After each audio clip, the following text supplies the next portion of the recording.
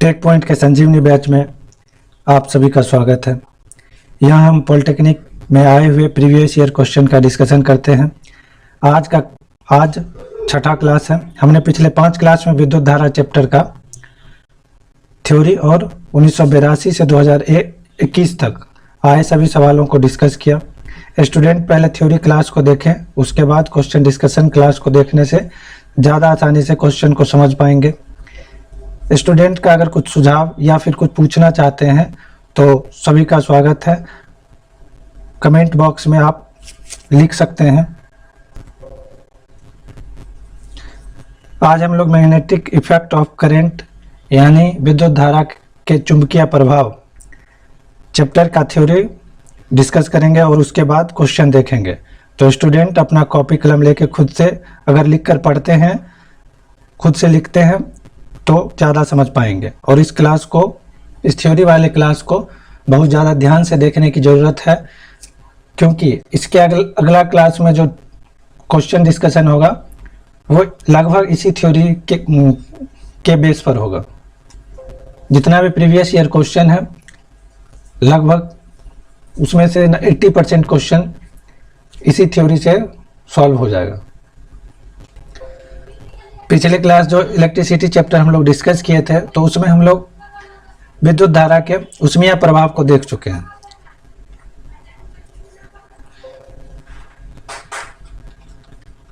ऊष्मीय प्रभाव को पिछले क्लास में हम लोग डिस्कस कर चुके हैं। H=I²RT। इस क्लास में हम लोग विद्युत धारा के चुंबकीय प्रभाव को डिस्कस करेंगे।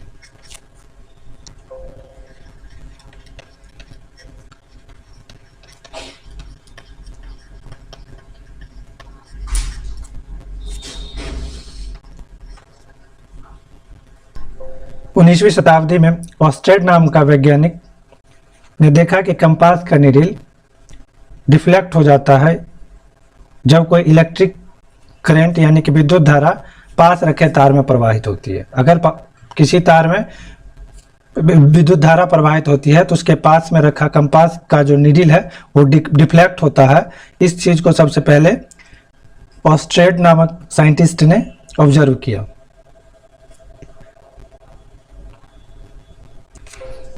अगर हम मैग्नेट यानी कि चुंबक की बात करें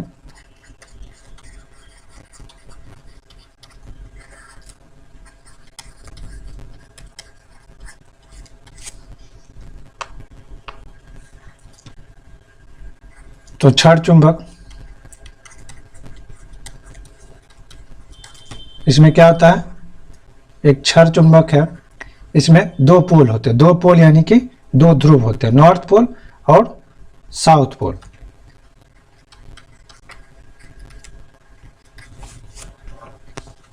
एन किस तरह से बिहेव करता है, पॉजिटिव आवेश की तरह, और एस नेगेटिव आवेश की तरह।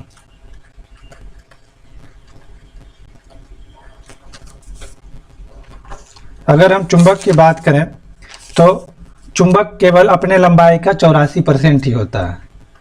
मतलब चुंबक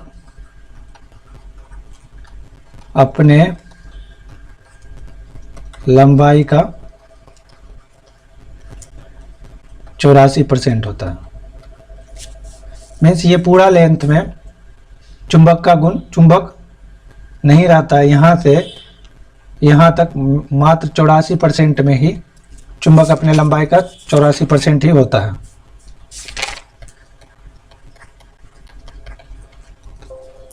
अगर हम दूसरे पॉइंट की बात करें तो पीटने गर्म करने पर चुंबकशीलता, किसी चुंबक की चुंबकशीलता घटती है। अगर हम इस चुंबक को पीटते हैं या फिर गर्म करते हैं तो उसकी चुंबकशीलता घटेगी।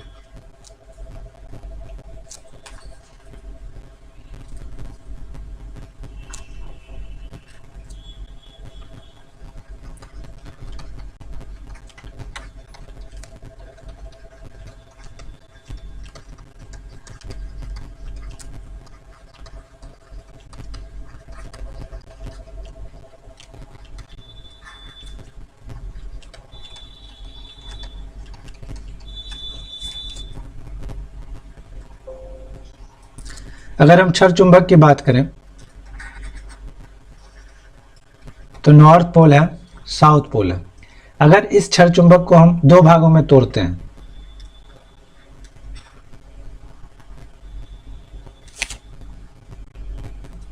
तो फिर इसमें भी दो ध्रुव नॉर्थ पोल और साउथ पोल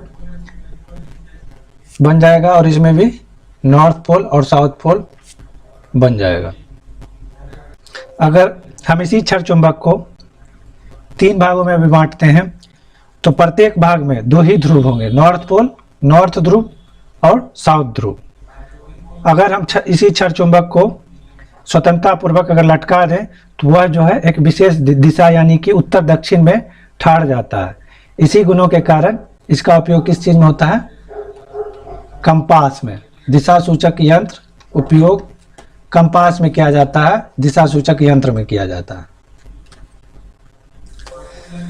अगर हम बात करें कि दो क्षण चुंबक है, नॉर्थ पोल, साउथ पोल। अगर हम यहाँ पे साउथ पोल इसके पास लाते हैं तो एक दूसरे को क्या करता है? रिपेल करता है। ये क्या करेगा? एक फोर्स से रिपेल करेगा, अपने अपने आप से दूर भगाएगा। अगर हम इसी क्षण चुंबक के नॉर्थ पोल और साउथ पोल में साउथ के तरफ नॉर्थ पोल को लाते हैं तो क्या होता है? एक दूसरे को अट्रैक्ट करेगा। इस चीज को हम किसी भी चुंबक के साथ अनुभव भी किए होंगे कि नॉर्थ पोल और कि चुंबक के एक तरफ से अगर दोनों को पास लाते हैं तो एक दूसरे को अट्रैक्ट कर रहा है और दूसरी तरफ से पास लाते हैं तो क्या होता है? रिपेल करता है। तो इस तरह का ही सेम प्रॉपर्टी जो आवेश में भी होता था कि सजातीय चार्ज हैं तो एक दूसरे में प्रतिकर्षण बल लगेगा, विजातीय चार्ज हैं तो एक दूसरे में आकर्षण का बल लगेगा।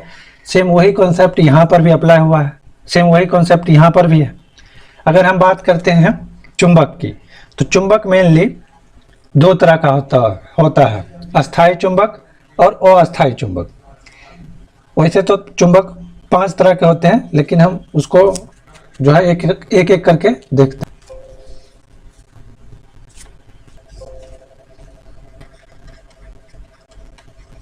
अस्थायी चुंबक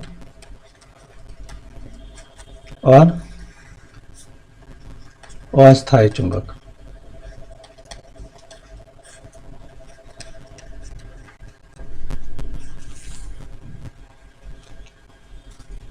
अस्थायी चुंबक में चुंबकशीलता धारण की क्षमता बहुत अधिक होती है।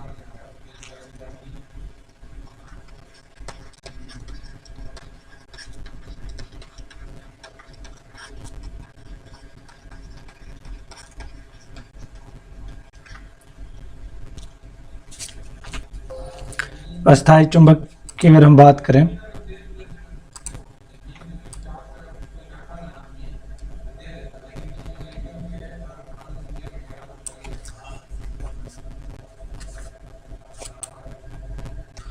जैसा कि नाम से ही पता चल रहा है कि अस्थायी चुंबक में चुंबकीय गुण अस्थायी होता है। चुंबकीय गुण की अगर बात करें अस्थायी चुंबक में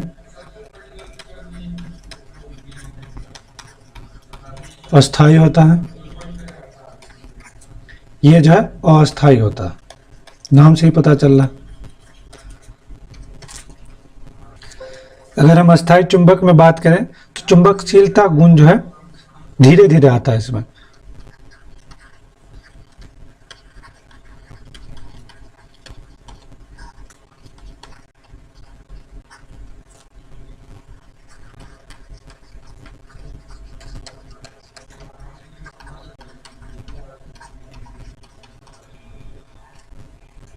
और इसमें चुंबकशीलता गुण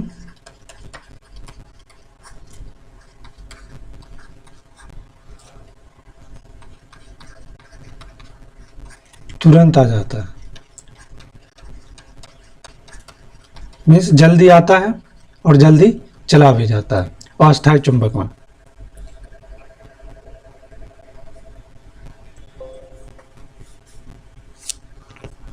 अगर हम अस्थायी चुंबक की बात करें एग्जाम्पल की, तो इसमें आ जाएगा स्टील और इस्पात। अगर इसके एग्जाम्पल की बात करें तो इसमें आ जाएगा नर्म लोहा।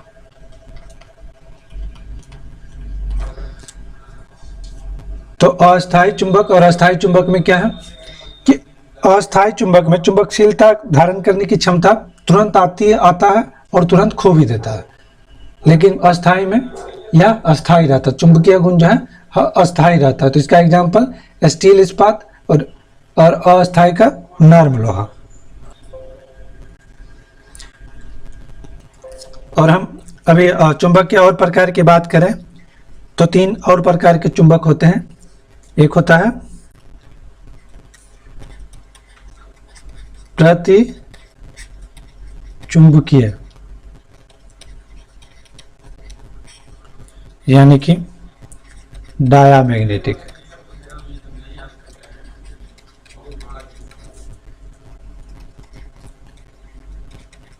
अनुचुंबकीय पैरामैग्नेटिक।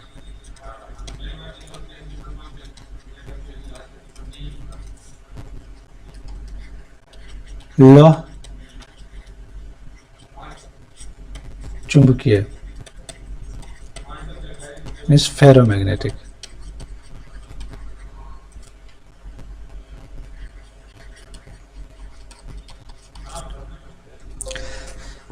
अगर हम डायमैग्नेटिक के चुंबकशीलता की बात करें तो क्या होता है, लेस देन 1 होता है।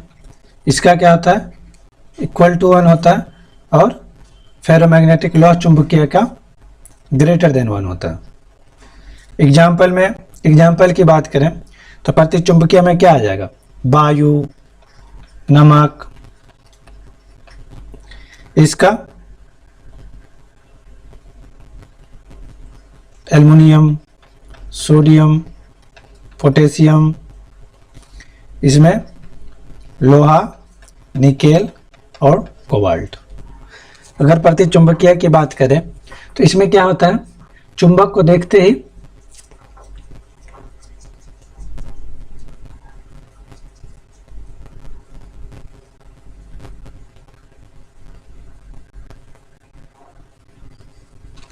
अगर डायमैग्नेटिक को चुंबक के पास लाया जाए तो क्या होता है, इसके अणु जो है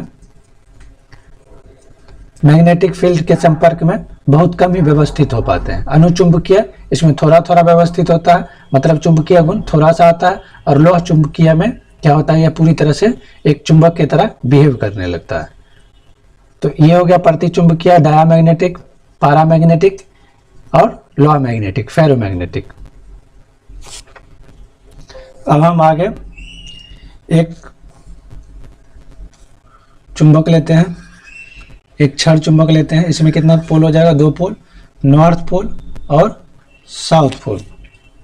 तो एक चीज हमेशा याद रखेंगे कि चुंबकीय बल रेखा जो है हमेशा नॉर्थ पोल से निकलेगा और साउथ पोल की ओर जाएगा।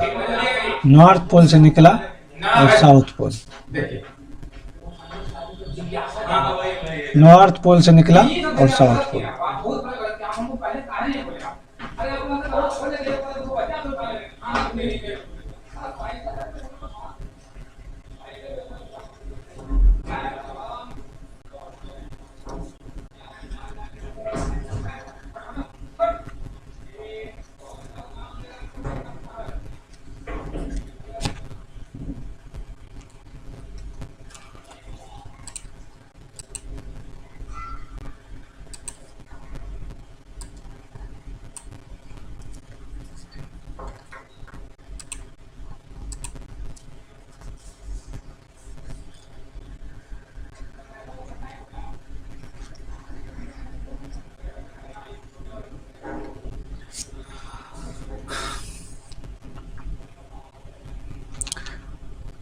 तो चुंबकीय बल रेखा क्या होता है कि हमेशा नॉर्थ एन से, एन ध्रुव से क्या होता है, बाहर की ओर निकलता है और साउथ की तरफ जाता है।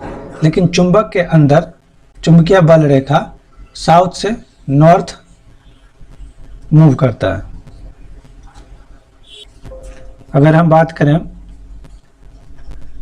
ज़्यादा बल रेखा, चुंबकीय बल रेखा, तो मजबूत चुंबकीय क्षेत्र।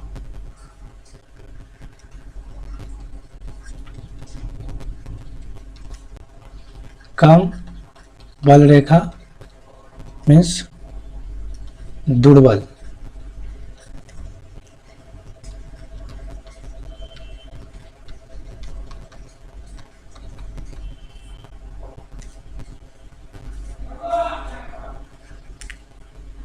और जहां पर चुंबकीय बल रेखा एक दूसरे के समांतर और समान दूरी पर होंगे तो चुंबकीय क्षेत्र भी वहां पर यूनिफॉर्म होता है, यानी कि समान होता है।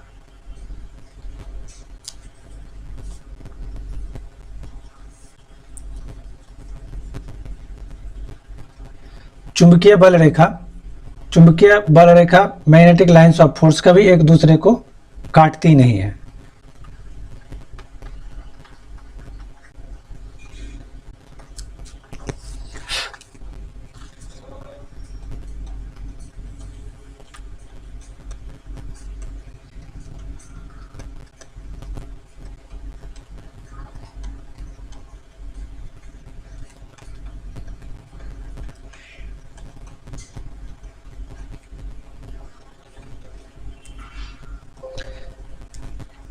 यहाँ पे हम क्या देख रहे हैं कि मैग्नेटिक लाइंस ऑफ फोर्स जो निकला, यहाँ पर हम देख रहे हैं कि मैग्नेटिक लाइंस ऑफ फोर्स जो निकला यहाँ से क्या होता है, एक वक्र बना रहा है, एक सर्कुलर पाथ बना रहा है।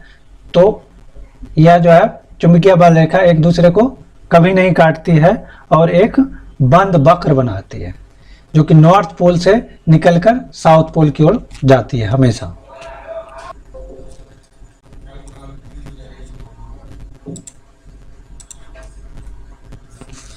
अब हम लोग मैग्नेटिक फील्ड के डायरेक्शन की अगर बात करें, मैग्नेटिक फील्ड अगर इनवर्ड है, अगर अंदर की ओर है, तो उसको हम कैसे रिप्रेजेंट करते हैं?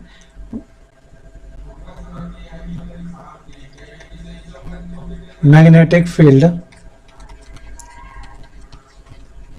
अगर अंदर की ओर है, यानी कि इनवर्ड है,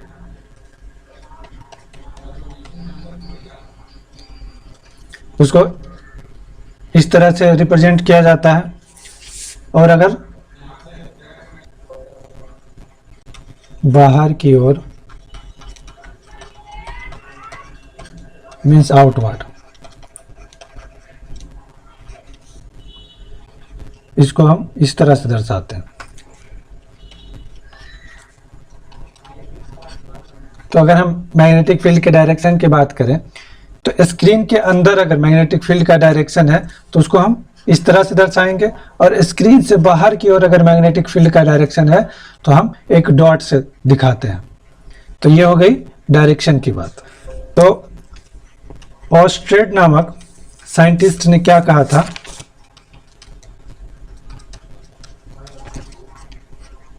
कि अगर किसी तार में अगर धारा प्रवाहित होती है तो क्या बन जाता है, वो एक मैग्नेट की तरह बिहेव करता है। तो ऑस्ट्रेड ने सबसे पहले कहा था। तो हम बात करते हैं अब कि मैग्नेटिक फील्ड में अगर हम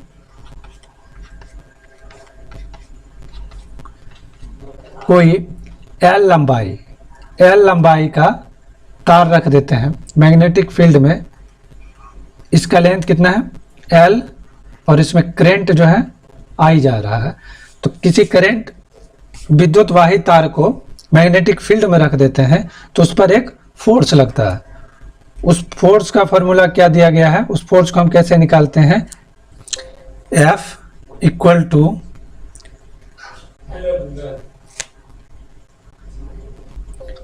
I into L cross B. इसको हम लोग क्या लिखेंगे? I L B sine theta, या फिर F equal to B I L BIL sine theta. हम लोग इसको इस तरह से आसानी से याद रख सकते हैं, F equal to B I L BIL sine theta. तो किसी करंट कैरिंग कंडक्टर, किसी धारावाही तार जिसका लेंथ जो है, जिसकी लंबाई L है, उसको अगर हम किसी मैग्नेटिक फील्ड में रखेंगे तो उस पर एक फोर्स लगता है बील साइन थीटा। तो थीटा क्या है? थीटा तार की लंबाई और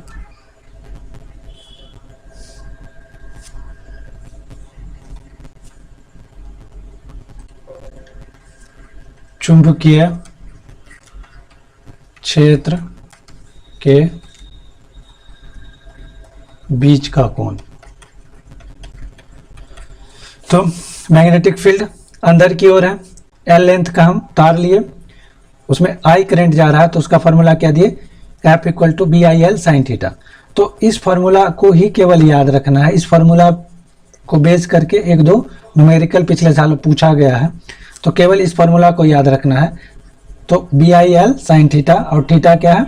लंबाई और चुंबकीय क्षेत्र के बीच का कोण है। अगर हम बात करें फोर्स की डायरेक्शन का, तो फोर्स का जो है दिशा फ्लेमिंग के वाम हस्त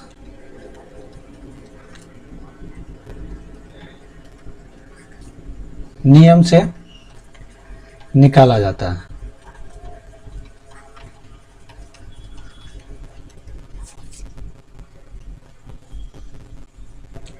L लंबाई का कोई तार है, उसमें करंट आ ही जा रहा है, तो मैग्नेटिक फील्ड में अगर हम इसको रखते हैं तो इस पे एक फोर्स लगता है,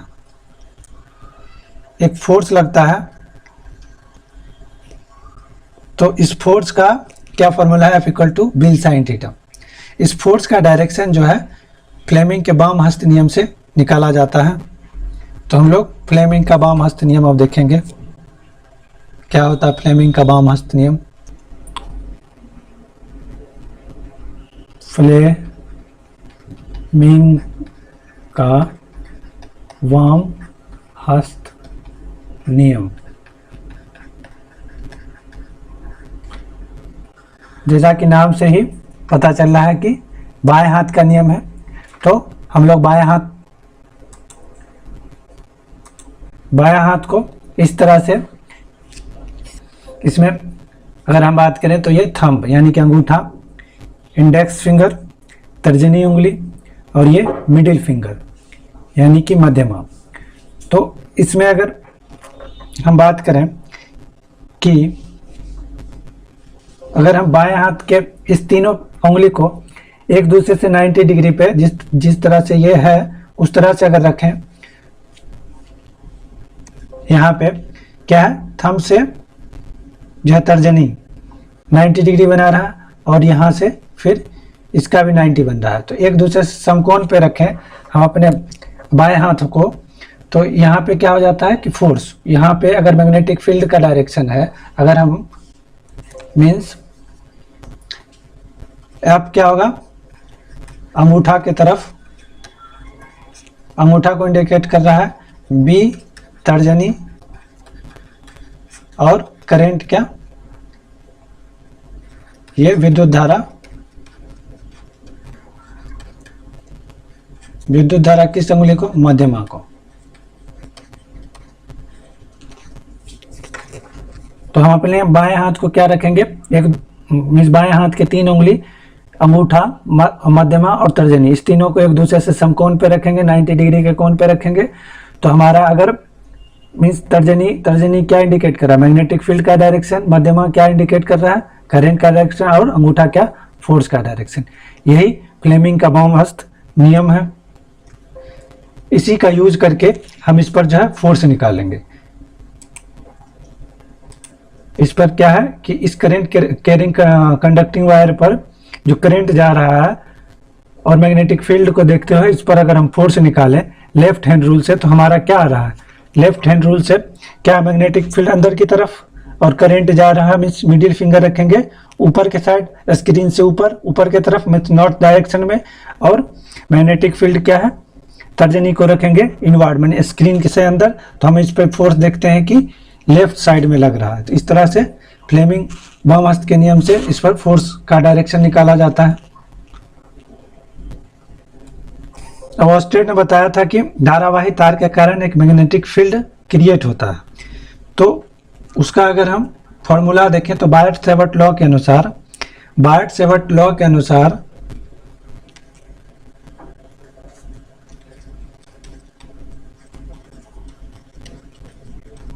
चुंबकीय क्षेत्र धारावाही तार के कारण, अगर हम तार की बात करें तो अगर यह अनंत लंबाई का है, तो इसके कारण क्या हो जाता है magnetic field B = μ0 I/2πr। Means बहुत लंबी तार है, इसका लंबाई अनंत माना गया, तो क्या होता है μ0 I/2πr। तो यहाँ पे अगर हम बात करें तो μ0 का वैल्यू क्या आ जाएगा 4 पाई इंटू 10⁻⁻7। I क्या है तार में प्रवाहित विद्युत धारा।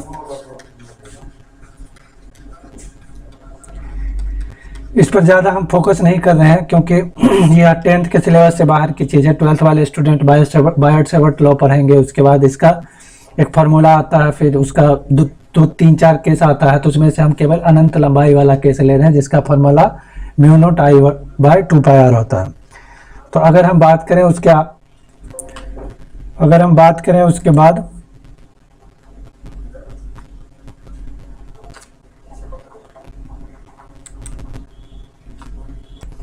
मीन्स ऑस्टेड ने क्या बोला था कि मैग्नेटिक जो है करंट कैरिंग कंडक्टर, अगर किसी तार में विद्युत धारा का प्रवाह होता है तो उसके कारण मैग्नेटिक फील्ड क्रिएट होता है।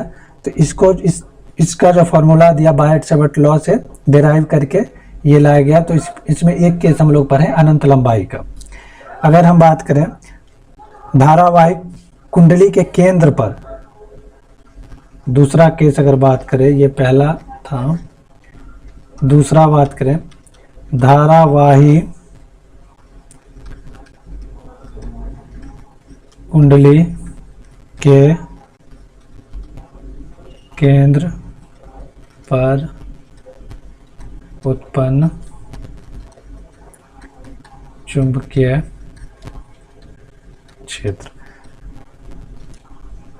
तो एक धारावाही तार है, अगर हम बात करें एक धारावाही तार है, इसमें अगर करंट आई जा रहा है तो इस पर जो है इसके केंद्र पर कितना मैग्नेटिक फील्ड होगा, इसका अगर रेडियस r है तो उसको हम कैसे, उसका फॉर्मूला अगर हम देखें तो यदि कुंडली की त्रिज्या r तथा फेरों की संख्या n हो तो B बराबर क्या आ जाएगा μ0 Ni/2r। μ0 Ni/2r मीन्स अगर इस कुंडली में फेरों की संख्या n और त्रिज्या r है तो उसका मैग्नेटिक फील्ड उसके केंद्र पर क्या आ जाएगा μ0 Ni/2r। तो इसका केवल फॉर्मूला हम लोग को ध्यान में रखना है। एक चुंबकीय क्षेत्र जो है धारावाही तार के कारण धारावाही कुंडली के केंद्र पर उत्पन्न चुंबकीय क्षेत्र, इसका भी फॉर्मूला बस ध्यान में रखना है। अगर हम बात करें अर्धवृत्त की बात करें कि आधा सर्किल है तो उसमें क्या हो जाएगा मैग्नेटिक फील्ड, उसका अगर मैग्नेटिक फील्ड बात करें तो μ0 Ni/4r, यह हो जाएगा अर्धवृत्त के कारण। अगर हम तीसरे केस में अगर बात करें धारावाही परिनालिका यानी कि सोलेनॉइड का चुंबकीय क्षेत्र, धारावाही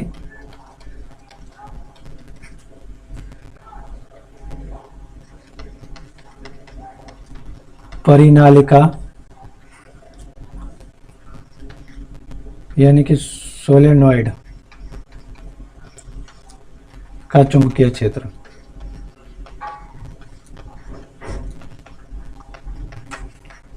सोलेनॉइड मीन्स इसमें होता क्या है मेनली, सोलेनॉइड अगर तार को हम इस तरह से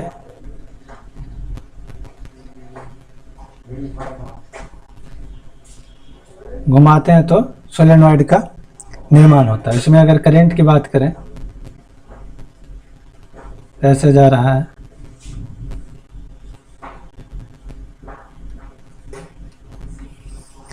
तो इसमें क्या हो जाएगा, सोलेनॉइड के कारण मैग्नेटिक फील्ड क्या होता है, अगर इसमें करंट की बात करें, अगर इसमें अगर करंट इस तरह से जा रहा है तो इसके कारण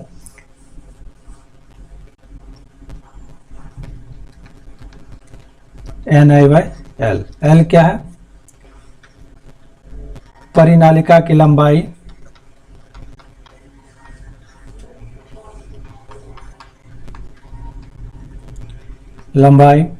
N क्या है,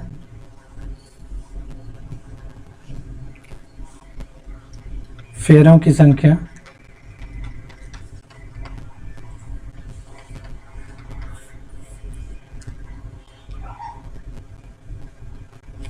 I प्रवाहित विद्युत धारा।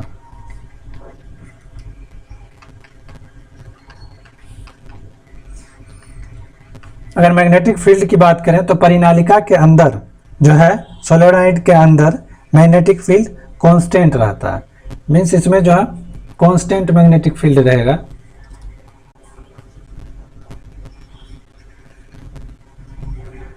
इसके अंदर जो है कांस्टेंट मैग्नेटिक फील्ड क्रिएट होता है। मीन्स सोलेनॉइड के अंदर जो है सभी जगह, सोलेनॉइड के अंदर जो है सभी जगह क्या होता है, बराबर चुंबकीय क्षेत्र उत्पन्न होता है। अगर हम उसके एंड की बात करें, एक सिरे की बात करें, B end equal to B in by 2, उसका आधा हो जाता है, उसका क्या हो जाता है, आधा हो जाता है। और अगर बाहर की बात करें, इस जगह की अगर बात करें या इस जगह की बात करें, तो यहाँ पे क्या होता है, लगभग शून्य होता है। तो धारावाही परिनालिका के कारण चुंबकीय क्षेत्र क्या होता है, म्यू NI/L होता है। तो सोलेनॉइड के बाहर जो है बहुत कम होता है, सोलेनॉइड के अंदर मैग्नेटिक फील्ड क्या होता है, यूनिफॉर्म, मीन्स बराबर होता है। तो इस पॉइंट को हम लोग याद रखेंगे। सोलेनॉइड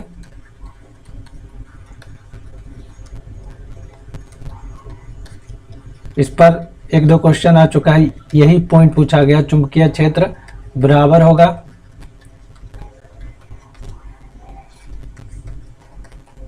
एंड पॉइंट पे अंदर का आधा होगा, और बाहर की बात करें, बाहर किसी बिंदु पर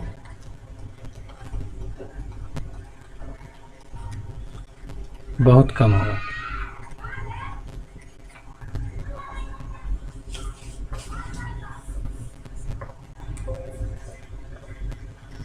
यहाँ से यहाँ तक लंबाई L ले लें। तो मैग्नेटिक फील्ड क्या, बी एंड, यहाँ पे जो है एंड पॉइंट पे, अगर अंदर की बात करें तो ये मैग्नेटिक फील्ड इंटरनल, और बाहर किसी पॉइंट पे बहुत कम होता है। तो सोलेनॉइड समझ गया। सोलेनॉइड क्या होता है, स्पाइरल वाइंडिंग, स्पाइरल के तरह, इसको अगर स्प्रिंग जैसे हम लोग घर में देखे हैं, स्प्रिंग के तरह अगर तार का एक कुंडली बना दे और उसमें करंट आई प्रवाहित हो रही है, तो वो एक सोलेनॉइड बन जाएगा। तो सोलेनॉइड के अंदर जो है मैग्नेटिक फील्ड जो है यूनिफॉर्म होता है, मीन्स बराबर होता है, बाहर अंदर का आधा होता है, एंड पॉइंट पर अंदर का आधा होता है, और बाहर जो है सोलेनॉइड के बाहर बहुत ही कम मैग्नेटिक फील्ड होता है। अब हम बात करते हैं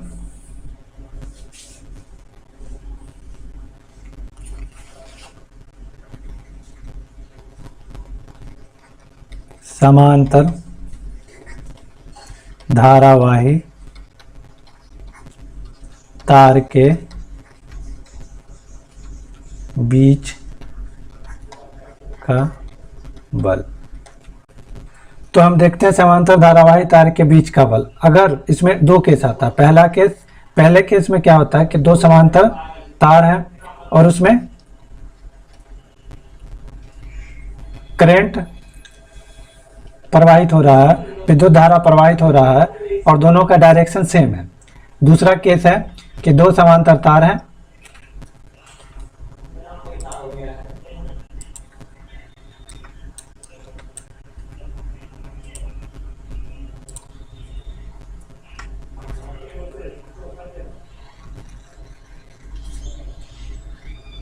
और इसमें विपरीत दिशा में करंट प्रवाहित हो रहा है। तो इसमें पहले सबसे पहले हम लोग क्या देखेंगे कि पहले तार के कारण मैग्नेटिक फील्ड का डायरेक्शन किस डायरेक्शन में होगा, किस दिशा में होगा, और दूसरे तार के कारण मैग्नेटिक फील्ड का डायरेक्शन किस दिशा में होगा। उसके बाद हम लोग इसमें डिस्कस करेंगे कि उसके बीच का बल कितना होता है। तो इसके लिए हम लोग मैक्सवेल का राइट हैंड रूल जिससे कि हम लोग मैग्नेटिक फील्ड किसी करंट कैरिंग कंडक्टर के कारण जो मैग्नेटिक फील्ड क्रिएट होता है उसको समझ लेते हैं। हम लोग क्या देखते थे, समान चार्ज अगर था तो उसमें क्या था, रिपेल करता था एक दूसरे को। लेकिन अगर सेम डायरेक्शन में किसी समांतर धारावाही तार में एक ही डायरेक्शन में अगर करंट जा रहा है, धारा का प्रवाह हो रहा है, तो उसमें क्या होगा, आकर्षण बल और रिपल्सन बल इसमें हो जाएगा रिपल्सन बल। अगर अपोजिट डायरेक्शन विपरीत डायरेक्शन में है तो विकर्षण होता है। ये जो है जो हम लोग चार्ज वाले में डिस्कस किए थे, पॉजिटिव रिपेल करता है, लेकिन यहाँ पे सेम दिशा में जो है अट्रैक्ट करता है। पॉजिटिव निगेटिव अट्रैक्ट करता है, लेकिन विपरीत नेचर में विपरीत दिशा में अगर करंट जा रहा है तो वो एक दूसरे को यहाँ पर रिपेल करता है।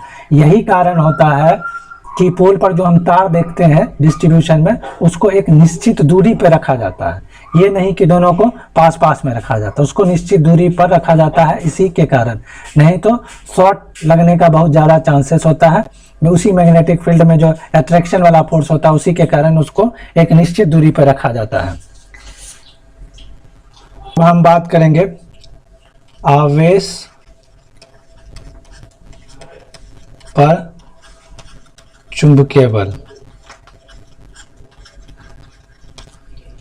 अगर मैग्नेटिक फील्ड जो है इनवर्ड यानी कि स्क्रीन के अंदर की तरफ है, अगर कोई चार्ज Q है, कोई क्या है, चार्ज Q है, अगर हम इसको v वेलोसिटी से मैग्नेटिक फील्ड की तरफ फेंकें तो इस पर जो फोर्स लगेगा उसका formula F equal to Q V B sine theta होता है।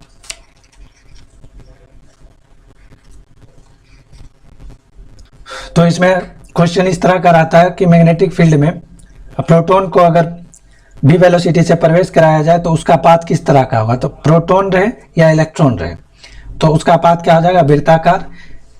प्रोटॉन के केस में ऊपर की तरफ एक सर्किल बनेगा, और अगर इलेक्ट्रॉन आता है नेगेटिव चार्ज तो इस पर क्या हो जाता है, अगर इलेक्ट्रॉन चार्ज रहता है मैग्नेटिक फील्ड अंदर की तरफ और v वेलोसिटी से इधर फेंक रहे हैं तो इलेक्ट्रॉन के केस में क्या हो जाता, फोर्स इधर लगता। तो ये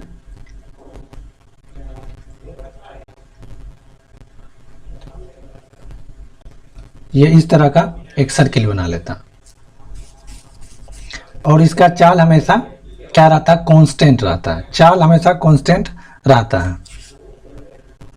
अब हम देखेंगे, ये हो गया। अब हम देखेंगे चुंबक और कुंडली के सापेक्षिक गति के कारण विद्युत धारा।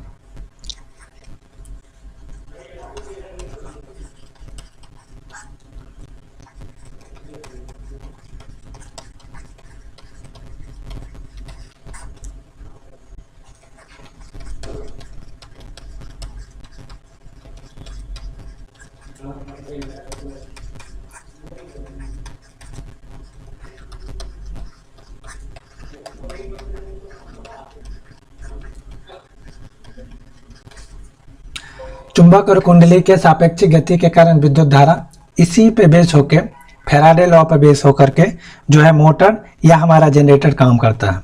तो इसमें क्या होता है कि या तो मैग्नेटिक फील्ड को वेरी करवाया जाता है या फिर जो है कंडक्टर को मूव करवाया जाता है। तो एक विद्युत वाहक बल उत्पन्न होती है। विद्युत वाहक बल यानी कि विभव पोटेंशियल क्रिएट होता है, उसी के कारण जो है करंट जो है प्रवाहित होती है। कहने का मतलब कि चुंबक और कुंडली के सापेक्षिक गति दोनों में से कोई एक जो है वेरी कर रहा है, मतलब चेंज हो रहा है, तो फिर एक विद्युत धारा जो है प्रवाहित होने लगती है। इसी चीज पे बेस होके हमारा जो है जनरेटर काम करता है। तो इसमें हम क्या देखते हैं कि एक नॉर्थ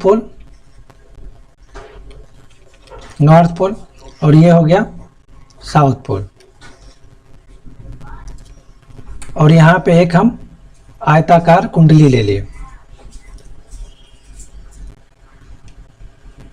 आयताकार कुंडली ले लिए। तो इसका नाम अगर हम ए बी सी डी रखें, इसमें हम देखते हैं हमेशा हम लोग जानते हैं कि नॉर्थ पोल से साउथ पोल की तरफ मैग्नेटिक फील्ड होगा। हम इसको अगर मूव ऊपर की तरफ, ए बी को स्क्रीन से अपवर्ड मीन्स ऊपर की तरफ, और डीसी को इनवर्ड, डीसी को इनवर्ड, और एसी को ए बी को अपवर्ड मूव करवाते हैं। तो इसमें क्या हो रहा है, मैग्नेटिक फ्लक्स जो है जितना कट कर रहा था, अब जो है धीरे धीरे उसका वैल्यू, पहले 0 था अब उसका वैल्यू बढ़ेगा, मीन्स मैग्नेटिक फ्लक्स जो है इसमें चेंज हो रहा है। तो फैराडे लॉ के अनुसार क्या है, फैराडे लॉ के अनुसार लॉ क्या बोलता है कि अगर मैग्नेटिक फ्लक्स चेंज होता है किसी वृत्ताकार तार या कुंडली से होकर, अगर उसमें मैग्नेटिक फ्लक्स चेंज होता है तो उसमें क्या हो जाता है, एक जब मीन्स ईएमएफ क्रिएट हो जाता है, उसका वैल्यू E - d∅dt होता है। माइनस का है लगा, कहा है कि ये जो है इस फ्लक्स के चेंज का अपोज करता है, ये जो है नेगेटिव साइन लेंज लॉ से आया है। तो फैराडे लॉ में हम लोग इतना याद रखेंगे, E - d∅dt।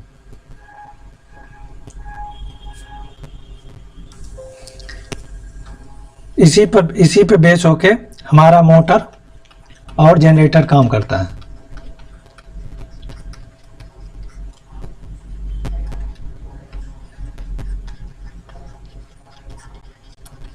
अब धारा का अगर दिशा निकालें तो इसको निकालने के लिए हम लोग फ्लेमिंग के दाएं हाथ का नियम से हम इसको निकालेंगे। इसमें भी क्या होता है कि अंगूठा, तर्जनी और मिडिल फिंगर को आपस में परपेंडिकुलर रखेंगे। तो इसमें अंगूठा जो है, अंगूठा दिखाता है मोशन या गति का डायरेक्शन, गति की दिशा, और तर्जनी फील्ड, मिडिल फिंगर क्या दिखाएगा, करंट।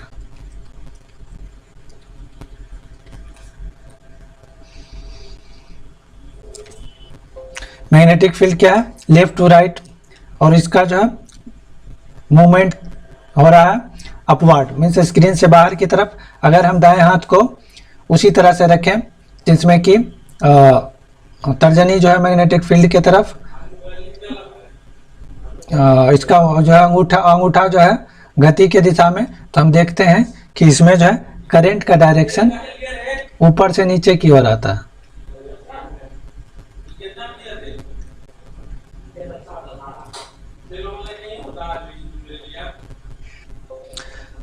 फिर आगे हम लोग थोड़ा देख लेते हैं इलेक्ट्रोमैग्नेटिक वेव।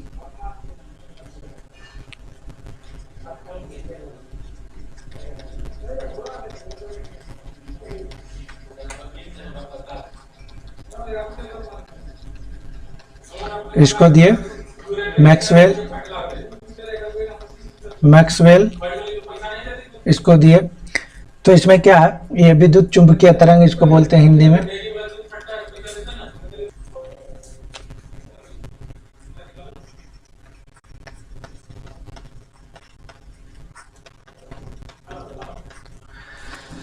तो विद्युत चुंबकीय तरंग का अगर हम देखें डिफिनीशन, तो ऐसी तरंग जो त्वरित आवेश से पैदा होती है या दूसरे शब्दों में कह सकते हैं कि जब इलेक्ट्रिक फील्ड और मैग्नेटिक फील्ड के बीच वाइब्रेशन होता है तब इलेक्ट्रोमैग्नेटिक वेव पैदा होता है। तो अगर त्वरित आवेश, अगर कोई चार्ज रेस्ट में है, कोई क्यू चार्ज है, अगर रेस्ट में तो इलेक्ट्रिक फील्ड प्रोड्यूस करता है। अगर वो मोशन में है, यानी कि यूनिफॉर्म मोशन में है, तो करंट यानी कि मैग्नेटिक फील्ड करंट प्रोड्यूस करेगा, जिसके कारण मैग्नेटिक फील्ड प्रोड्यूस होगा। करंट प्रोड्यूस करेगा जिसके कारण मैग्नेटिक फील्ड। अगर ये एक्सीलरेटेड मोशन,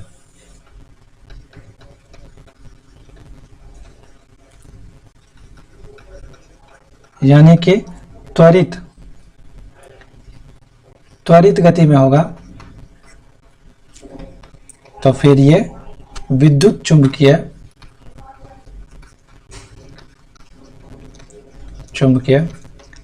तरंग उत्पन्न करता है।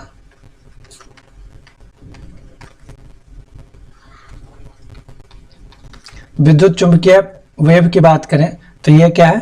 अनुप्रस्थ तरंग है, अनुप्रस्थ तरंग है। और वेलोसिटी, इसका वेग जो है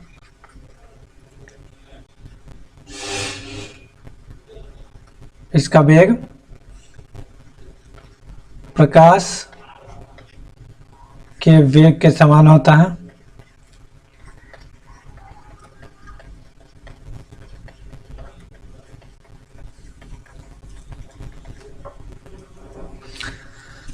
प्रकाश के वेग के समान होता है। अब हम कौन कौन से इलेक्ट्रोमैग्नेटिक वेव हैं, उसका वेवलेंथ क्या है और फ्रीक्वेंसी में कैसे वेरी करता है उसको देखेंगे। तो इलेक्ट्रोमैग्नेटिक वेव कौन कौन सा है? गामा,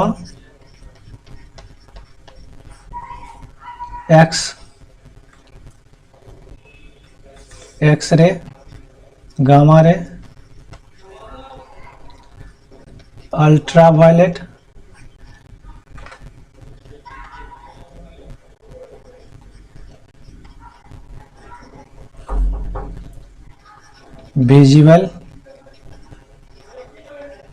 विजिबल लाइट, फिर उसके बाद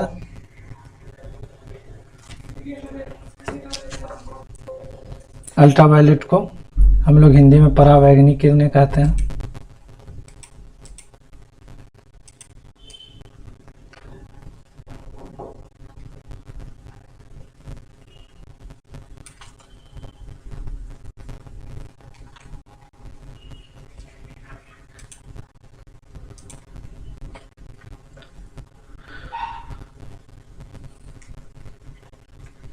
परावैंगनी किरणें, उसके बाद दृश्य किरणें, इंफ्रारेड में अवरक्त किरणें,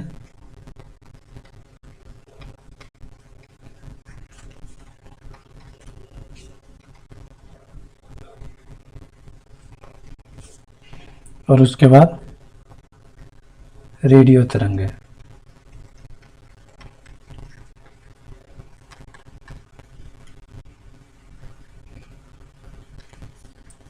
means gamma ray, X ray, ultraviolet, visible light,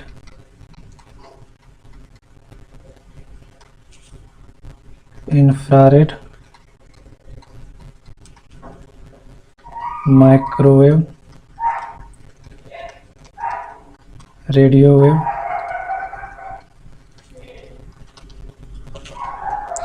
तो इसमें अगर हम तरंग दैर्घ्य यानी कि वेवलेंथ,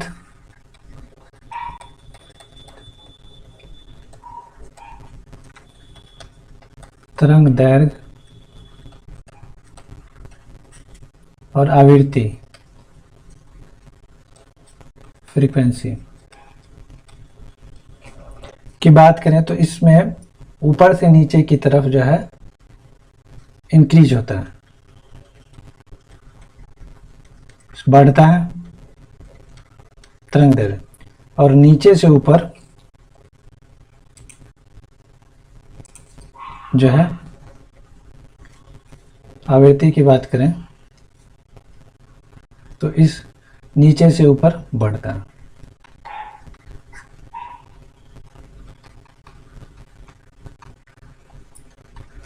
विजिबल लाइट में, विजिबल लाइट की अगर हम बात करें, विजिबल लाइट इसमें क्या आता है, विवर्ग्योर, विवर्ग्योर,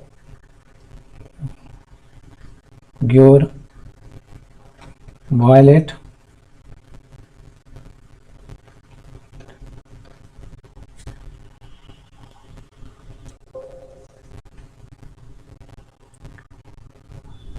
Indigo, blue, green, yellow, orange और रेड। इसमें जो है तरंग दैर्ध्य जो है नीचे की तरफ बढ़ेगा